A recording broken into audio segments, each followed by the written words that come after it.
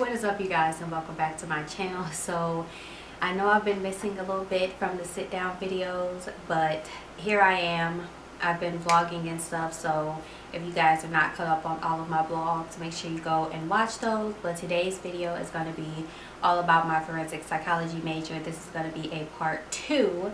I've gotten a ton of requests to do like an update from the first one that I did. If you have not seen that video, which you might have, that is my most viewed video on my channel. But if you haven't seen it, I'll make sure I will link it up in the card so you guys can click on that and watch that first before you go ahead and watch this video.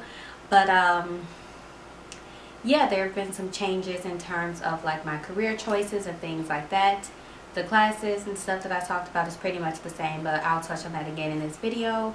And yeah, we're going to talk about the career changes that I've made and just some things that may have changed or may have stayed the same from that video, because I think that video is like a year and a half, 2 years old now. So it's a pretty old video, and as you guys know, or if you don't know, I graduate in May. So I'm like shocked. I'm super excited to see what the future holds. But yeah.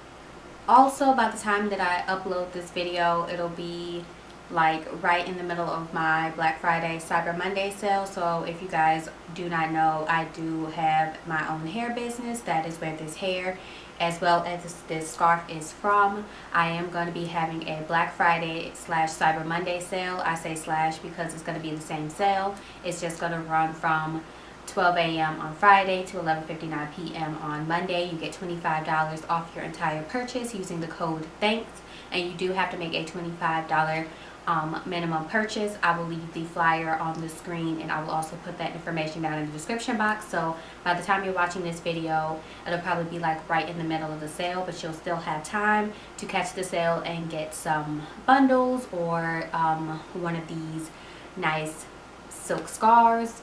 So yeah, that's all of the news and stuff that I have to share with you guys. So let's go ahead and jump into the video. Okay, so as the title suggests, this is going to be the part 2 to my all about my forensic psychology major. So the first thing I want to touch on are my classes.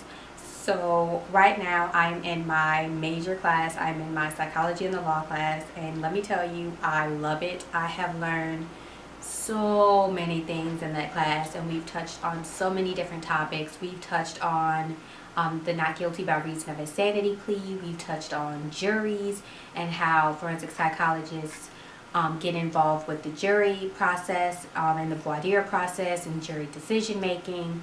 And we've talked about PTSD. We've talked about competency to stand trial. We've talked about police policy making, policing. So we've touched on a bunch of different topics, and I'm absolutely in love with this class. This is obviously the core class for forensic psychology, and I'm absolutely in love with it. Some other classes that I've taken, I'm also taking sociology and the law right now. I'm taking criminal procedure. If you guys have seen any of my vlogs, you guys would have seen me brief a lot of cases that we've had in my criminal procedure class. I've taken, what other psychology classes have I taken? It is so hard to try to like think back.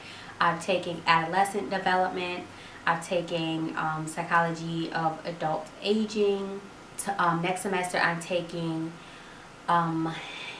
it is called, it's a forensic psych class. It's called Psychology of Investigations. So my psych and the law professor that I had now is going to be teaching that class next semester. So I'm super excited to take that class.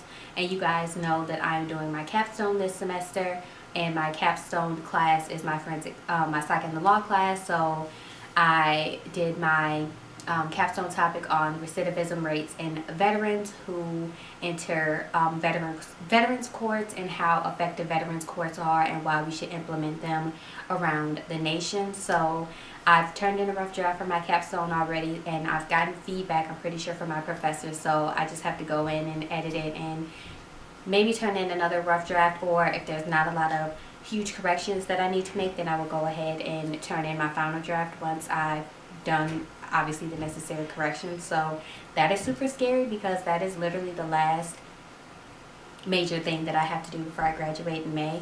Next semester I also have a senior comprehensive exam that I have to take, but It's nothing. Anyways, but my senior comprehensive exam isn't really anything that I need to stress or worry about. As long as you show up, you pretty much pass. So I'm not really worried about that at all. So I've taken a lot of interesting psychology classes. I've taken abnormal psych, I've taken personality, I've taken forensic aging, which talks about elderly adults in the legal system. I've taken children in the legal system, and that class was heavily based on like false memories in children and child sexual assault cases and things of that nature. So it was a very depressing class, very like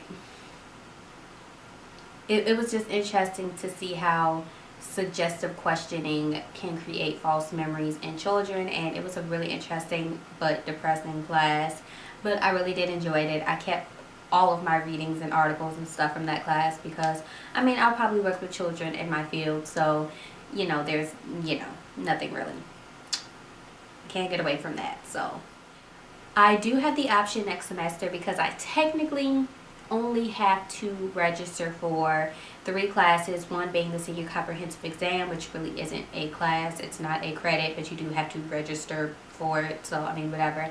And the other class is the chemistry class and another stupid gen ed class that I've put off obviously to the last minute, because I've said this a million times in my vlogs and in my videos, I hate gen ed classes. I hate 100, 200, just about even 300 level classes, so I literally put that class off until my last semester, but whatever. So I really technically only have 2 classes that I have to register for. So next semester is going to be pretty easy for me, but in order to get my financial aid, I have to be at least a full-time student. So I do have the option to do a field experience, and it's basically what it sounds like. You go out into the field, whether it be like mental health or kind of whatever you want to do, and you basically get that experience. So that is also an option for me that I'm thinking about doing. I kind of have to talk to the professor. I have the forms and everything that I need to get signed and turned in, but I kind of want to talk to the professor and see if maybe he could give me an idea on what locations are available for next semester, if he already has them pre-planned out, or how does that work, because I don't know if we kind of pick from a list that he gives us, or if he already has like certain locations pre-planned based on what you're interested in and you pick from there. I don't know if we have to find places ourselves, you know, so I would have to talk to him before obviously I get the paper signed and registered and all of that stuff. But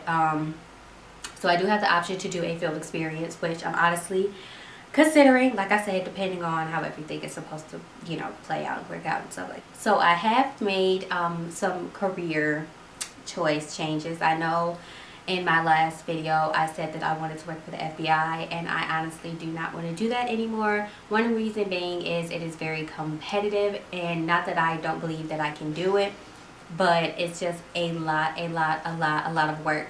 And if that is something that you want to do, I've had a lot of people tell me that they're interested in the same thing. I so highly suggest you continue to do that. Continue to work for what you want to do. Do not let my decision change your mind at all. But I have decided that the FBI is just not for me anymore. So I really do want to work at a institution counseling and being a clinical forensic psychologist to individuals who are in a facility for those who have been deemed not guilty by reason of insanity, or for those who have been deemed not incompetent to stand trial. So I want to be a therapist, counselor for those individuals, and I also want to probably work within the court systems as well, determining if someone is not competent to stand trial and doing all of those forensic testings and things like that. So that's really where I've decided to take my career. So yeah, the FBI is just not for me anymore. I really just want to go into the field, and I really just want to practice. And like I said, I know I'm going to be working with all different age groups. That's why I said I kept my notes for my children in the legal system class, just because I know that I'm going to be working with children no matter what, especially within the court system. As sad as it is, I know I'm going to be working with children, and it's nice to keep those notes and those articles and all of those things that I've learned in that class, so I know the right techniques when it comes to questioning children, and what I should say, what I shouldn't say, the environment they should be in, how long I should question them or ask them questions, or talk to them or things of that nature. So I'm also going to keep my Psych and Law textbook because that's what I'm doing for the rest of my life. So I'm also going to keep that textbook, and my Psych of Investigations class that I'm taking next semester. I don't remember if we need a textbook for that class or not, or if it's just going to be like articles, but whatever it is, whatever readings we have, I'm going to keep those. And so all of my forensic classes that I have taken, I have kept like all of the textbooks and readings and materials because I know that I'm going to use it later on in the future. So I always get a ton of questions about how you should go about, I guess, like picking a major, because I know not a lot of schools have forensic psychology as an undergraduate major. So what I would do is I would major in psychology, and I would kind of stick to a field that you're interested in.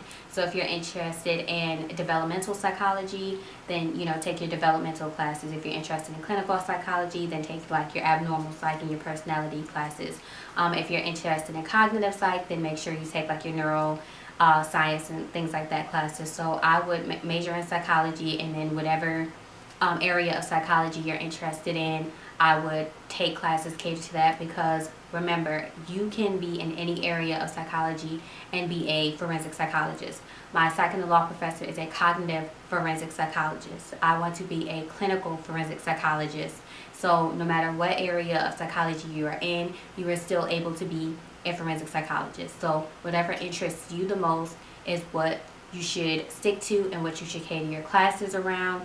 And you can go on to grad school and get a master's in forensic psych, or you can go on to get your PhD in whatever type of psychology and just do a postdoc or a fellowship in forensic psychology, and that's how you will get that training.